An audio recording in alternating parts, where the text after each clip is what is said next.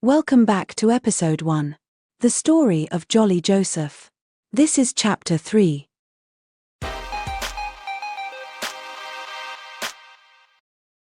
The marriage between Jolly and Shaju was by no means a love match. Shaju, who was later completely cleared of all charges, openly admits that he felt his son needed a mother and the house the hand of a woman. Once again we have to ask ourselves why none of her victims realized they were being used as pawns in her game. Was she such a crafty manipulator that she could convince everyone that nothing was untoward?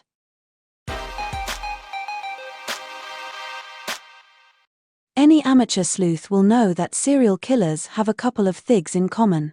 Firstly, the shortening of periods between killings is significant. With each kill, Jolly is becoming more brazen and a little more careless. People who kill do it for one of 3 reasons: love, greed, or pride. So far, Jolly has committed murder for all 3 those reasons. Unfortunately, it is also true that the only way a serial killer is stopped is either he or she dies or gets caught.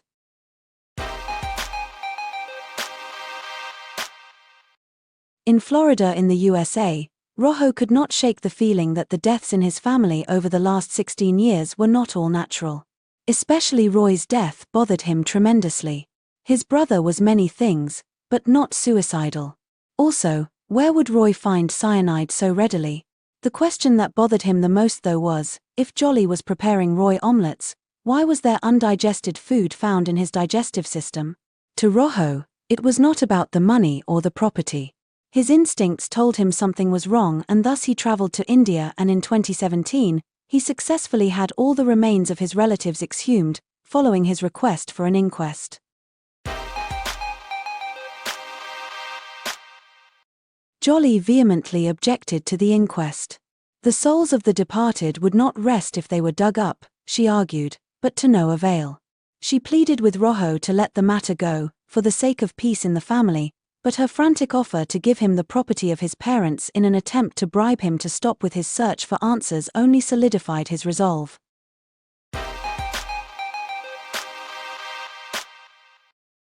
The rumor mill in the small village had already been turning, and when Rojo was granted permission for the inquest in March 2019, Jolly could literally see her house of cards falling down. When her husband asked her about the rumor that she'd been faking her position as respected professor at NIT, she shrugged and surrendered defeat. When her son confronted her with the rumor that she had murdered their father, her reaction was the same. On the 5th of October, 2019, the police finally arrested Jolly Joseph under the suspicion of murder. Once the news about the crime broke, people from all over India flocked to the village to behold the woman whose face was constantly displayed on their television screens.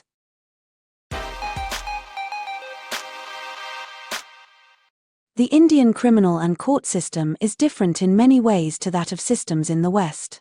For one, the accused is taken to the place where the crime was committed, and thus, Jolly gave the police the 2 bottles of cyanide she had hidden in her pantry. Images on screen show a stoic Jolly with a poker face going from property to show police all the places she committed her crimes.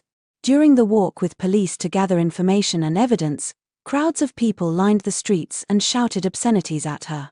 By now, Jolly had, without provocation, openly confessed in detail to all the charges made against her. Police hope that she will confess in court in front of a magistrate, because if she does not do that, according to Indian law, her confession is not accepted in a court of law.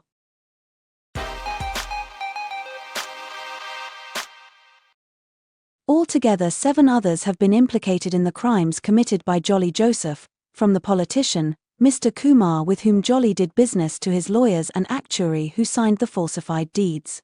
MS Matthews and Johnson, who were also Jolly's lovers, were also detained for a period of time, but all the accused so far, except for Jolly Joseph, have been released on bail.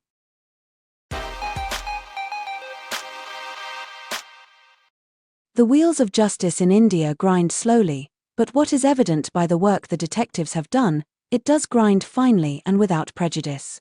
In a final act to escape responsibility for her actions, In the summer of 2020, wardens found an unconscious Jolly in her cell, profusely bleeding from her wrists where she had literally bitten into to escape the course of justice. This final dramatic attempt to avoid being punished for her crimes, however, did not help her third appeal for bail, and she was on the 1st of March, 2021 once again told she was to remain in custody until a date for her hearing has been arranged. India still has the death sentence in the form of hangings in place.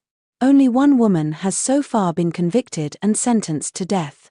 Shabnan Ali was sentenced to death for the brutal murder of 7 of family members because they refused that she enter into a romantic relationship with a man the family did not approve of. Her execution is currently still pending. We will have to wait and see what the courts decide what would be a satisfactory punishment for Jolly, and currently the death penalty seems more than likely. So far there has been no further updates, and we promise to keep you updated to any further developments in this troubling yet fascinating story of the ultimate betrayal by, not only someone you loved, but a member of your own family.